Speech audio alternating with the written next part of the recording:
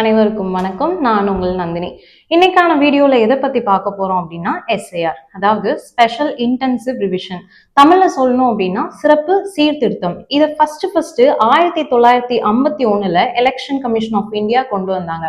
1951 இருந்து 2004 வரைக்கும் கிட்டத்தட்ட 8 முறை இந்த எஸ்ஐஆர் நடத்தப்பட்டிருக்கு. 2004க்கு அப்புறமா இந்த 2025 21 வருஷத்துக்கு அப்புறமா அகைன் இந்த எஸ்ஐஆர் நடத்த போறாங்க. இது எதுக்காக மெயினா நடத்துறாங்க அப்படின்னா, இறந்தவர்களோட எண்ணிக்கையை கணக்கெடுத்து அவங்களோட பேரை நீக்கிறதுக்காகவும், சில புலம்பெயர்ந்தவங்களுக்கு 2 வாக்காளர் உரிமங்கள் இருக்கும், அவங்களோட பேரை நீக்கிறதுக்காகவும் தான் மெயினா இந்த எஸ்ஐஆரை கொண்டு வந்திருக்காங்க. இந்த 2025 ஃபர்ஸ்ட் அறிக்கையை எப்போ வெளியிட்டாங்க அப்படின்னா அக்டோபர் 27 இந்த வருஷம் வெளியிட்டிருக்காங்க. இதோட பொறுப்பு யார் கையில இருக்கு அப்படின்னு பாத்தீங்கன்னா இஆர்ஓ கையில இருக்கு. இஆர்ஓக்கு கீழே பிஎல்ஓ இருக்காங்க, அதாவது பூத் லெவல் ஆபீசர்ஸ். இதுல யார் யார் இருக்காங்க அப்படின்னு பாத்தீங்கன்னா அங்கன்வாடி ஊழியர்களும் வில்லேஜ் அசிஸ்டன்ஸும் தான் இந்த ஒர்க்கை பண்ண போறாங்க. இவங்களோட ஒர்க் என்ன அப்படின்னு பாத்தீங்கன்னா வீடு வீடுகளா போய் டீடைல்ஸை கலெக்ட் பண்றது.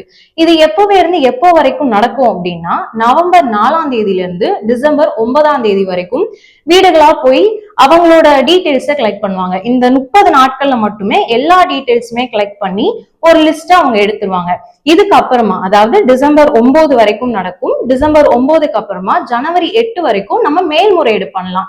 நம்மளோட நேம் சப்போஸ் ஓட்டர்ஸ் லிஸ்ட்ல வரல அப்படின்னா, நம்மளோட நேம் இல்ல அப்படின்னு சொல்லி ஒரு மேல்முறையீடு பண்ணலாம். சோ இது எப்போ நடக்கும்னு பாத்தீங்கன்னா டிசம்பர் 8ல இருந்து டிசம்பர் 9ல இருந்து ஜனவரி 8 வரைக்கும். அதுக்கப்புறமா ஜனவரி 8ல இருந்து பிப்ரவரி 7க்குள்ள இந்த ஒரு மாச காலகட்டத்துல ஃபைனல் ஓட்டர்ஸ் லிஸ்ட வெளியிட்டுருவாங்க. இதுதான் எஸ்ஐஆரோட பேசிக்கான விளக்கம்.